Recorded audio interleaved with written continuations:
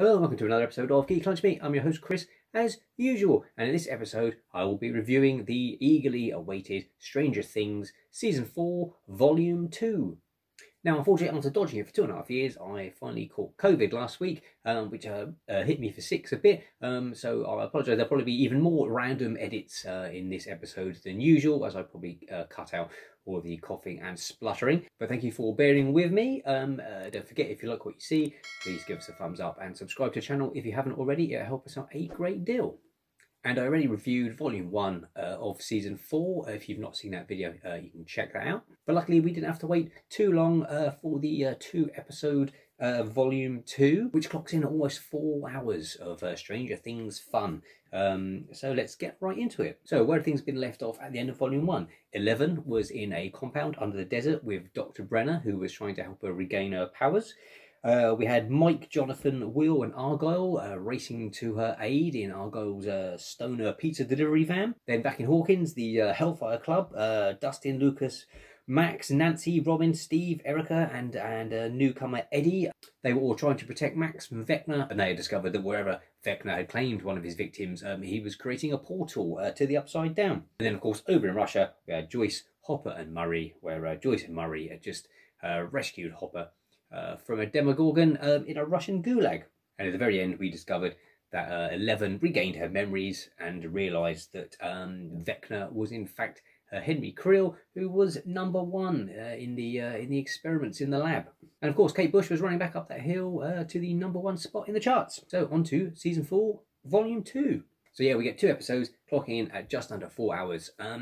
There's a lot going on, and you know, long story short, yeah, it's absolutely fantastic. If you're a fan of Stranger Things, if you enjoyed Volume 1, then this is going to give you sort of everything you need. Lots of emotional beats, lots of action. I think the Duffer Brothers said more effects work in this than in the entire first 3 seasons put together. And yeah, it certainly shows there's a lot going on. So probably the main plot is the Hellfire Club are going to use Max as bait where they saved her from Vecna previously. They're going to use her as bait again to entice him in, knowing that when he does this, his actual body will be in a hibernation state, which will allow some of the others to attack him and hopefully kill him. Or you can crack all Max's limbs apart and pull her eyeballs out. Dustin and Eddie are going to be a distraction in the Upside Down to make all the bring all the back creatures towards them, thus allowing Nancy, Robin and Steve to actually get close to Vecna and destroy him. That's basically the main story that you've got going on. You then also obviously got 11 out in the desert in the facility with Dr. Brenner.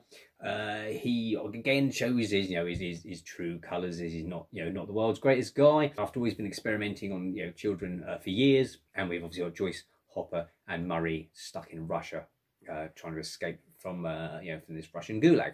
So of course, when Brenner is up to his old tricks, he drugs 11. Luckily for her, the army turn up, and during Brenner's bid to escape with 11, he is shot down and dies. And 11 is back now in sort of full control of her powers, bringing down this helicopter and escaping just as rescued in the nick of time as the pizza delivery van turns up with Mike and Jonathan and Will and Argyle. So realising they haven't got time to get all the way back to Hawkins to help out, they decide to use 11's ability to piggyback into Max's mind and sort of help fight Vecna that way. So they make an impromptu sensory deprivation tank out of a pizza dough freezer at one of the pizza franchises that Argyle works for.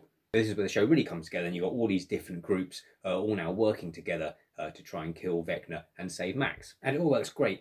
Loads of action scenes, really tense. You're never quite sure who's going to survive this battle, and it really is a big epic conclusion to this season. Some truly great scenes are when Dustin and Eddie are trying to distract these the big bat creatures in the Upside Down, and Eddie takes his guitar into the Upside Down and shreds out a version of Metallica, Master of Puppets. It's absolutely glorious, a bit like the Doof Warrior in Mad Max Fury Road.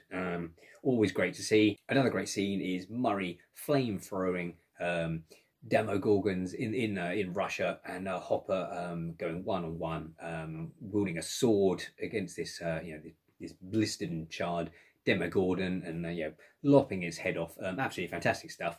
Lots of big emotional beats as well. I feared for Eddie. He was probably a shoo-in for getting killed. He was wanted for these murders. There's no way the kids would be able to convince the authorities that it wasn't him. And when he goes off into battle to buy a bit more time after having given Dustin you're great, you're great, you can do anything you want in life speech, you know his time is probably up, but he goes out in an absolute blaze of glory, which is good stuff.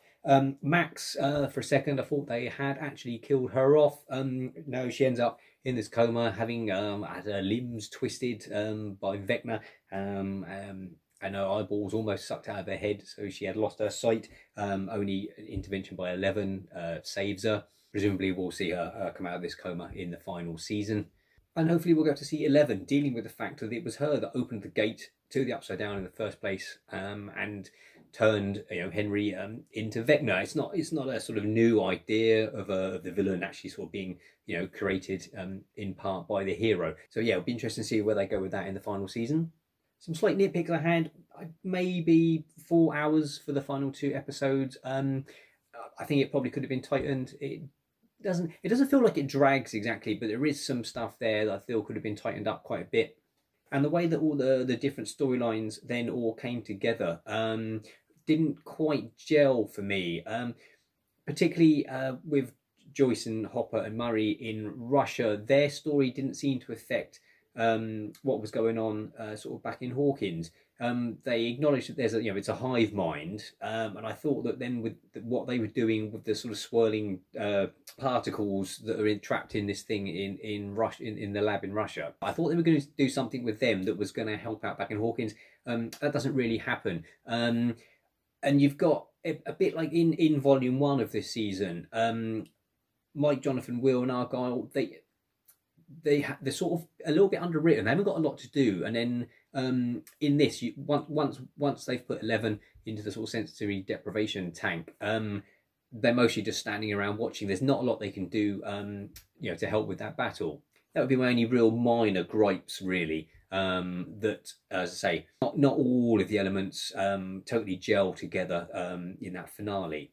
But then in a way that it also feels like that would be something that would happen in the finale of the next season. We know it's the final season that we're going to be getting, and that's sort of everything coming together and everyone working together like that. A bit like Avengers Endgame, where everyone turns up at the end and it all just everything that's been building up towards just works really well. I suspect we'll probably get that next season. I would say the final episode basically ends. You've still got almost half an hour left to go, and a lot of it is just tying up some loose ends and I suppose putting stuff in place for the final season. It does feel like there's quite a lot of setup for what is going to come next. As I say, only a minor gripe. Stranger Things still continues to be one of the best shows around at the moment. And yeah, I absolutely loved it. And hopefully we won't have to wait as long for the final season as we had to wait for this one. Obviously the pandemic delayed this one quite a bit. So fingers crossed, it won't be too long before we're back in Hawkins with the gang and see how they finally put a stop to Vecna and the Upside Down for good. That's it from me. Till next time, take care and eat geek and be merry.